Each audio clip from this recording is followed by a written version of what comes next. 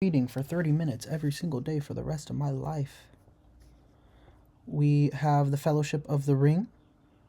We are at the bottom of page 320. And yeah, I got 30 minutes starting now. Let's go! Enach adren arrochachamen, finis nagrothium lasto bethlumen, he said in a commanding voice. The silver lines faded, but the blank gray stone did not stir. Many times he repeated these words in different order, or varied them. Then he tried other spells, one after another, speaking now faster and louder, now soft and slow. Then he spoke many single words of elvish speech. Nothing happened. The cliff towered into the night. The countless stars were kindled, the wind blew cold, and the doors stood fast. Again Gandalf approached the wall, and lifting up his arms, he spoke in tones of command and raising wrath. Hierro, hierro, he cried, and struck the rock with his staff. Open, open, he shouted, and followed it with the same command in every language that had ever been spoken in the west of Middle-earth. Then he threw his staff on the ground and sat down in silence. At that moment, from far off, the wind bore to listening ears the howling of wolves. Bill the pony started in fear, and Sam sprang to his side and whispered softly to him. Don't let him run away, said Boromir. It seems that we shall have need him still if the wolves do not find us. How I hate this foul pool. He stooped, and picking up a large stone, he cast it far into the dark water. The stone vanished, and with a soft slap, but at the same time instant... Wish we could get away, said Mary. Okay. Friend, and enter. I had only to speak the elvish word for friend, and the doors opened. Quite simple. Too simple for a learned lore master in these suspicious ways. Those were happier times. Now let us go. He strode forward and set his foot on the lowest step, but at that moment several things happened. Frodo felt something seize him by the ankle, and he fell with a cry. I already read this.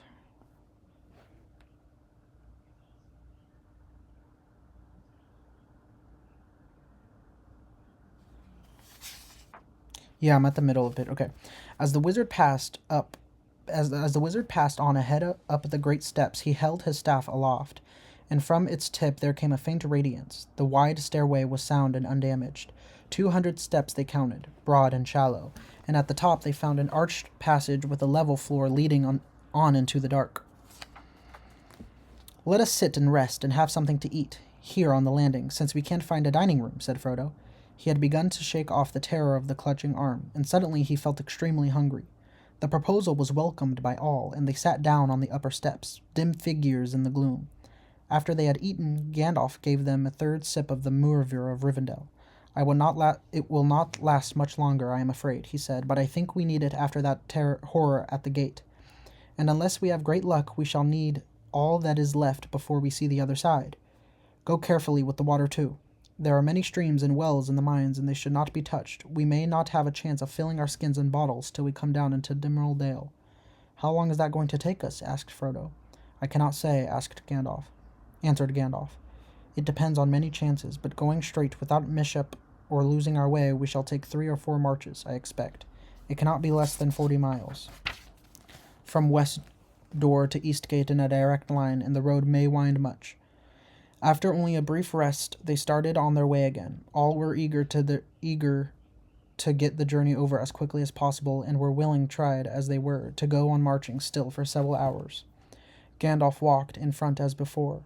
In his left hand he held up his glimmering staff, the light of which just showed the ground before his feet. In his right he held his sword Glamdring. Behind him came Gimli, his eyes glinting in the dim light as he turned his head from side to side. Behind the dwarf walked Frodo, and he had drawn the short sword Sting. No gleam came from the blades of Sting or of Glamdring, and that was some comfort. But being from the work of elvish smiths in the elder days, these swords shone with a cold light, if any orcs were near at hand. Behind Frodo went Sam, and after him Legolas and the young hobbits, and Boromir in the dark in the rear, grim and silent, walked Aragorn. The passage twisted round a few turns, and then began to descend. It went steadily down for a long while before it came level once again. The air grew hot and stifling, but it was not foul, and at times they felt currents of cooler air upon their faces, issuing from a half-guessed opening in the walls. There were many of these, in pale rays of the wizard's staff. Frodo caught glimpses of stairs and arches, and the other passages and tunnels sloping up, or running steeply down, or opening blankly dark on the other side. It was bewildering beyond hope of remembering. Gimli aided Gandalf very little, except by his stout courage. At least he was not, as were most of the others, troubled by the mere darkness in itself. Often the wizard consulted him at points where the choice of way was doubtful, but it was always Gandalf who had the final word. The mines of Moria were vast and intricate beyond the imagination of Gimli, Glóin's son, dwarf of the mountain race though he was. To Gandalf, the far-off memories of a journey long before we were now of little help, but even the gloom and despite all windings of the road he knew whither he wished to go, and he did not falter, as there was a path that led towards his goal. "Don't be afraid," said Aragorn. There was a pause longer than usual, and Gandalf and Gimli were whispering to each other. The others were crowded behind, waiting anxiously. "Do not be afraid. I have been with him on many a journey, if never on no one so dark. And there are tales of Rivendell, or greater deeds of this than any I have seen. He will not go astray, if there is any path to find. He has led us in here against our fears, but he will lead us out again, at whatever cost to himself.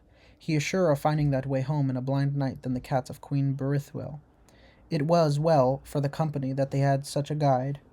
They had no fuel nor any means of making torches. In the desperate scramble at the doors many things had been left behind, but without any light they would soon have come to grief. There were not only many roads to choose from, there were also in many places holes and pitfalls, and dark wells beside the path in which their passing feet echoed. There were fissures and chasms on the walls and floors, and every now and then a crack would open right before their feet. The widest was more than 7 feet across, and it was long before Pippin could summon enough courage to leap over the dreadful gap. The noise of churning water came from far below, as if it was a great mill wheel and turning into the depths. "Rope," muttered Sam. I knew I'd won it if I hadn't got it." As these dangers became more frequent, their march became slower. Already they seemed to have been tramping on endlessly into the mountain's roots. They were more than weary, and yet they seemed no comfort in the thought of halting anywhere. Frodo's spirits had risen for a while after his escape, and after food and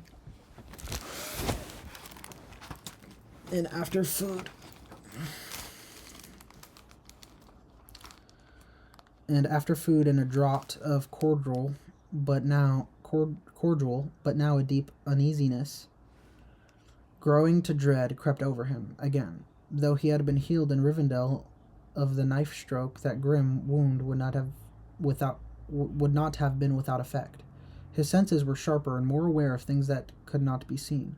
One sign of change that he had soon noticed was that he could not see more in the dark than any of his companions, save perhaps Gandalf, and he was in any case the bearer of the ring. It hung upon its chain against its breast, and at whiles it seemed in heavy weight. He felt the certainty of evil ahead of his evil following, but he said nothing. He gripped tighter on the hilt of his sword and went on doggedly. The company behind him spoke seldom, and then only in hurried whispers. There was no sound but the sound of their own feet, the dull stump of Gimli's dwarf boots, the heavy tread of Boromir, the light steps of Legolas, the soft, scarce-heard patter of hobbit feet, and in the rear the firm footfalls of Aragorn with his long stride. When they halted for a moment they heard nothing at all, unless it were occasionally a faint trickle and trip of unseen water. Yet Frodo began to hear or to imagine that he heard something else, like the faint fall of soft bare feet. It was never loud enough or near enough for him to feel certain that he heard it, but once it had started, it never stopped.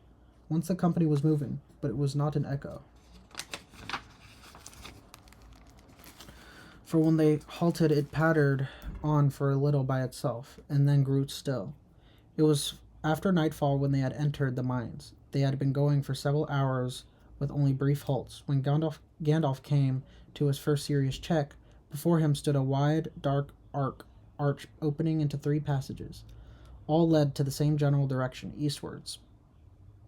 But the left-hand passage plunged down, while the right hand climbed up, and the middle way seemed to run on, smooth and level, but very narrow.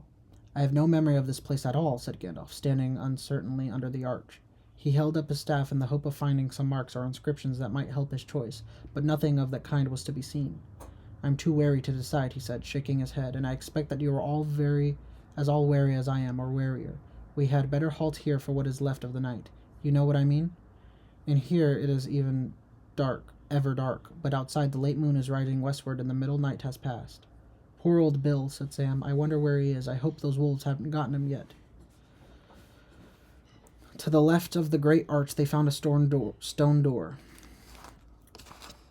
It was half closed, but swung back easily to gentle thrust. Beyond there seemed to lie a wide chamber cut in the rock. Steady, steady, cried Gandalf as Merry and Pippin pushed forward, glad to find a place where they could rest with at least more feeling of shelter than in the open passage. Steady, you do not know what is inside yet. I will go first. He went in cautiously, and the others filed behind. There, he said, pointing with his staff to the middle of the floor. Before his feet they saw a large round hole like a mouth of a well. Broken and rusty chains lay at the edge and trailed down to the black pit. Fragments of stone lay near. One of you might have fallen in and still be wondering when you were going to strike the bottom, said Aragorn to Merry. Let the guide go first while you have one.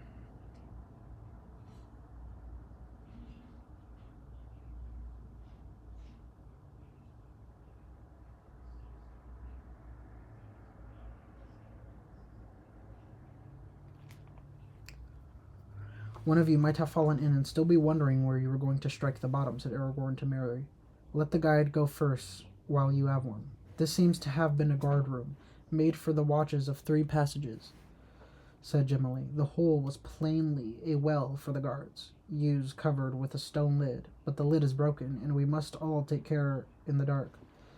Pippin felt curiously attracted by the well, while the others were unrolling blankets and making beds against the walls of the chamber, as far as possible from the hole to the floor. He cried to the edge and peered over. A small air seemed to strike his face, rising from invisible depths. Moved by a sudden impulse, he groped for a loose stone and let it drop. He felt his heart beat many times before there was any sound. Then far below, as if the stone had fallen into the deep water in some cavernous place, there came a plunk, very distant but magnified and repeated in the hollow shaft. What's that? Cried Gandalf. He was relieved when Pippin confessed that he had done what he was angry, and Pippin could see his eye glinting. Fool of a Took, he growled. This is a serious journey, not a hobbit walking party. Throw yourself in next time, and then you will be no further nuance. Now be quiet. Nothing more was heard for several minutes, but then there came out of the depths faint knocks. Thump, tap, tap, thump. They stopped, and when the... Hold on. I gotta make sure the clock is going again, because I stopped it. Alright, here we go. It was Gandalf who roused them all from sleep. He had sat and watched all alone for about 6 hours, and had let others rest. And in the watches I have made up my mind, he said. I do not like the feel of the middle way, and I do not like the smell of the left-hand way. There is a foul air down there, or I am no guide. I shall take the right passage. It is time we began to climb up again. For 8 dark hours, not counting 2 brief halts, they marched on, and they met no danger, and heard nothing, and saw nothing but the faint gleam of the wizard's light, bobbing like a the wisp in front of them. The passage they had chosen wound steadily upwards, as far as they could judge it, went in great mounting curves, and as it rose it grew loftier and wider. There were now no openings to the other galleries or tunnels on either side, and the floor was level and sound. Without pits or cracks, evidently they had struck what had been once an important road, and they went forward quicker than they had done on their first march. In this way they advanced some 15 miles, measured in a direct line east, though they have actually walked 20 miles or more. As the road climbed upwards, Frodo's spirits rose a little, but he felt oppressed, and still at times he heard, or thought he heard, away behind the company and beyond the fall and patter patter of their feet, a following footstep that was not an echo. They had marched as far as the hobbits could endure without a rest, and were all thinking of a place where they could sleep, when suddenly the walls to the right and left vanished. They seemed to have passed through some arched doorway into a black and empty space. There was a great draught of warmer air behind them, and before them the darkness was cold in their faces. They halted and crowded anxiously together. Gandalf seemed pleased. "I chose the right way," he said. "At last we are coming up to the habitable parts, and I guess that we are not far from the eastern side. But we are high up, a good deal higher than the Dimrul Gate. Unless I am mistaken, from the feeling of the air we must be in a wide halt. I will now risk a little real light." He raised his staff, and for a brief instant there was a blaze like a flash of lightning. Great shadows sprang up and fled, and for a second they saw a vast roof far above their heads upheld by many mighty pillars hewn of stone. Before them on either side stretched a huge empty hall, its black walls polished and smooth as glass flashed and glittered. Their other entrances they saw dark black arches, one straight before them eastwards, and the other on either side. Then the light went out. "That's all I shall venture for the present," said Gandalf. "There used to be great windows on the mountainside, in the shafts leading up to the light to the upper reaches of the mines. I think we have reached them now, but it is night outside again, and we cannot tell until morning. If I am right, tomorrow we may actually see the morning peeping in. But in the meanwhile we had better go no further. Let us rest if we can. Things have gone well so far, and the greater part of the dark road is over, but we are not through yet, and it is a long way down to the gates that open on the world." The company spent that night in the great cavernous hall, huddled close together in the corner to escape the draught. There seemed to be a steady inflow of chill air through the eastern archway. All about them as they lay hung the darkness, hollow and immense, and they were oppressed by the loneliness and vastness of the dolven halls and endlessly branching stairs and passages. The wildest imaginings that dark humor had ever suggested to the hobbits fell altogether short of the actual dread of the wonder of Moria. "There must have been a mighty crowd of dwarves here at one time," said Sam, "and every one of them busier than badgers for 500 years to take all this, and most in hard rock too. What did they all do it for? They didn't live in these darksome holes, surely." "They are not holes," said Gimli. "This is a great realm and city of the Dromodelf, and of the old. It was not darksome, but full of light and splendor, as it still remembered in our songs." He rose, and standing in the dark he began to chant in a deep voice, while the echoes ran away in the roof. "I like that," said Sam. "I should like to learn it, in Moria, in Khazad-dûm, but it makes the darkness seem heavier, thinking of all those lamps." "Are the piles of jewels and gold lying about here still?" Gimli was silent. Having sung his song, he would say no more. "Piles of jewels," said Gandalf. "No. The orcs have plundered Moria. There is nothing left in the upper halls, and since the dwarves fled, no one dares to seek the shafts and treasures down in the deep places. They are drowned in water or in shadow of fear." "Then what do the dwarves want to come back for?" asked Sam. "For Mithril." "Mithril," answered Gandalf. "The wealth of Moria was not in gold and jewels, the toys of the dwarves, nor in iron, their servant. Such things they found here, it is true, especially iron, but they did not need to delve for them. All things that they desired they could obtain in traffic. For here alone in the world was found Maria silver, or true silver, as some have called it. Mithril is the elvish name. The dwarves have a name which they do not tell. Its worth was 10 times that of gold, and now it is beyond price, for little is left above the ground, and even the orcs dare not delve here for it. The Lodds lead away north towards Catharaz, and down to darkness. The dwarves tell no tale, but even as Mithril was the foundation of their wealth, so also it was their destruction. They delved too greedily and too deep, and disturbed that from which they fled. Durian's bane. Of what they brought to light, the orcs have gathered nearly all, and given it to tribute to Sauron, who covets it.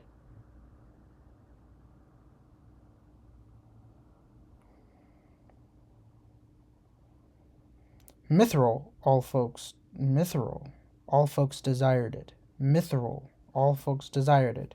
It could be beaten like copper and polished like glass, and the dwarfs could make it out of metal, light and yet harder than tempered steel. Its beauty was like that of common silver, but the beauty of Mithril did not tarnish or grow dim. The elves dearly loved it, and among many uses they made it Ithildren,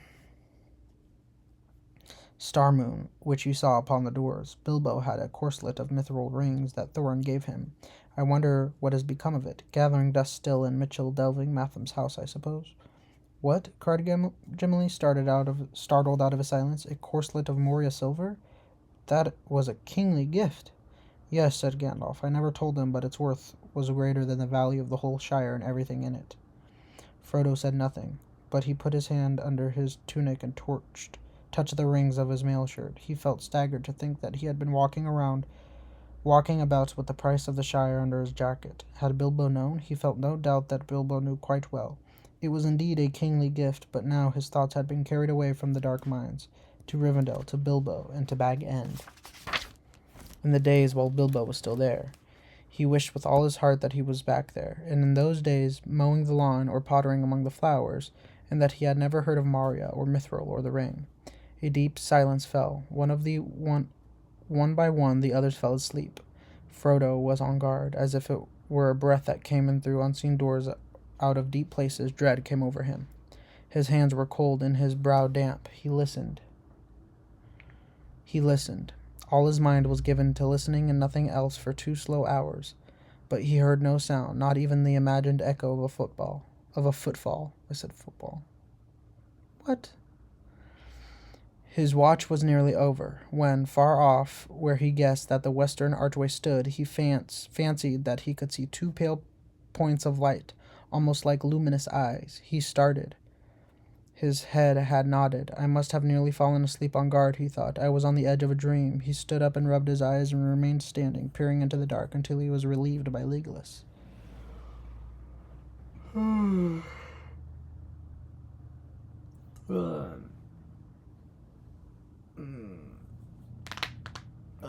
already getting so tired. I might take a nap before work. Most definitely.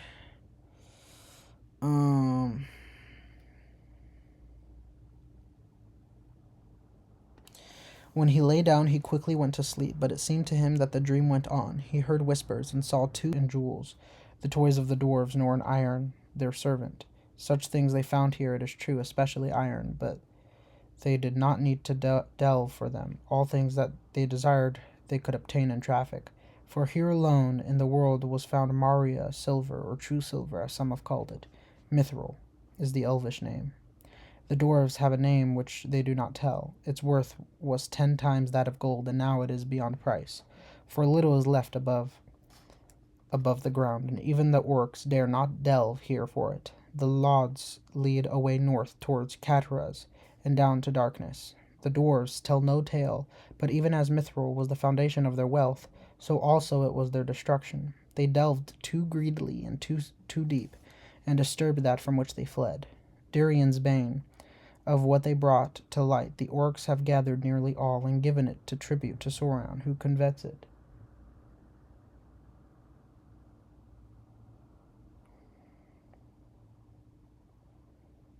Mithril, all folks desired it. Mithril, all folks desired it. It could be beaten like copper and polished like glass, and the dwarfs could make it out of metal, light and yet harder than tempered steel. Its beauty was like that of common silver, but the beauty of Mithril did not tarnish or grow dim. The elves dearly loved it, and among many uses they made it Ithildren, Star Moon, which you saw upon the doors. Bilbo had a corselet of mithril rings that Thorin gave him. I wonder what has become of it. Gathering dust still in Mitchell delving Matham's house, I suppose. What? Cried Gimli, startled out of his silence. A corselet of Moria silver? That was a kingly gift. Yes, said Gandalf. I never told him, but its worth was greater than the value of the whole Shire and everything in it. Frodo said nothing, but he put his hand under his tunic and touched the rings of his mail shirt. He felt staggered to think that he had been walking about with the price of the Shire under his jacket. Had Bilbo known? He felt no doubt that Bilbo knew quite well. It was indeed a kingly gift, but now his thoughts had been carried away from the dark mines, to Rivendell, to Bilbo, and to Bag End. In the days while Bilbo was still there. He wished with all his heart that he was back there, and in those days mowing the lawn or pottering among the flowers, and that he had never heard of Moria or Mithril or the Ring. A deep silence fell. One by one, the others fell asleep. Frodo was on guard, as if it were a breath that came in through unseen doors out of deep places. Dread came over him. His hands were cold and his brow damp. He listened. All his mind was given to listening and nothing else for 2 slow hours. But he heard no sound, not even the imagined echo of a footfall. I said football. What? His watch was nearly over, when, far off, where he guessed that the western archway stood, he fancied that he could see 2 pale points of light, almost like luminous eyes. He started.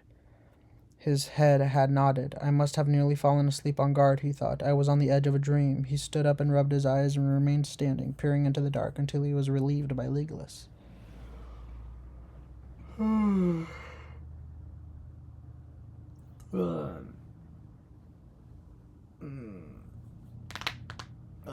already getting so tired. I might take a nap before work. Most definitely.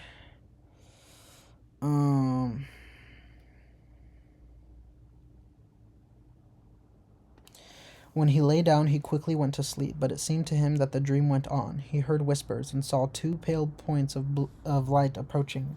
Slowly he woke and found that the others were speaking softly near him, and that a dim light was falling on his face. High above the eastern archway, through a shaft near the roof, came a long pale gleam, and across the hall, through the northern arch, light also glimmered faint and distantly. Frodo sat up. "Good morning," said Gandalf. "Good morning," said Gandalf. "For morning it is again. At last, I was right, you see. We are high up on the east side of Moria. Before today is over, we ought to find the great gates and see the waters of Boromir lying on the Dimril Dale before us." "I shall be glad," said Gimli. "I have looked at Moria, and it is very great, but it has become dark and dreadful, and we have found no sign of my kindred. I doubt that Balin ever came here." After we had breakfasted, Gandalf decided to go on again at once. "We are tired, but we shall rest better when we are outside," he said. "I think that none of us will wish to spend another night in Moria." "No, indeed," Boromir asked. "Which way shall we take? Yonder eastward arch?"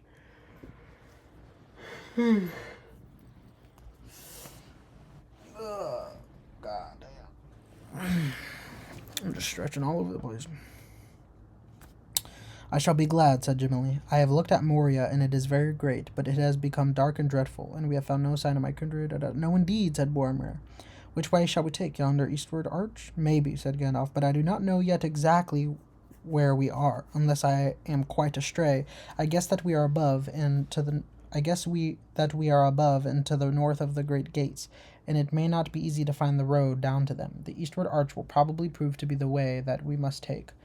But before we make up our minds, we ought to look about us. Let us go towards that light in the north door. If we could find a window, it would help, but I fear that the light comes only down a deep shaft." Following his lead, the company passed under the northern arch. They found themselves in a wide corridor. As they went along it, the glimmer grew stronger, and they saw that it came through a doorway on the right. It was high and flat-topped, and the stone door was still upon its hinges, standing half open. Beyond it was a large square chamber, and it was dimly lit, but their eyes, after so long of a time in the dark, it seemed dazzlingly bright, and they blinked as they entered. Their feet disturbed a deep dust upon the floor, and stumbled among things lying on the doorway, were shapes they could not first make out. The chamber was lit by a wide shaft high in the further and eastern wall. It slanted upward, and far above, a small square patch of blue sky could be seen. The light of this shaft fell directly on a table in the middle of the room, a single oblong block about 2 feet high, upon which was laid a great slab of white stone. "It looks like a tomb," muttered Frodo, and bent forward with a curious sense of foreboding. To look more closely at it, Gandalf came quickly to his side. On the slab ruins were deeply graven. That's what is on it, on the stones. I don't know what it means, so I'm not gonna attempt to try to figure it out. Oh, my hair, y'all, is fucked up. "There are Dirian's runes, such as were of the old in Moria," said Gandalf. "Here is written in the tongues of men and dwarfs." Balin, son of Fundin, Lord of Moria. He is dead then, said Frodo. I fear it was so. Gimli cast his hood over his face. Chapter 5. The Bridge of Khazad-dûm. Oh. Alarm went off. I just didn't have my phone on. That was day 70 of reading every single day for the rest of my life for 30 minutes. I am at exactly chapter 5. See y'all day 71.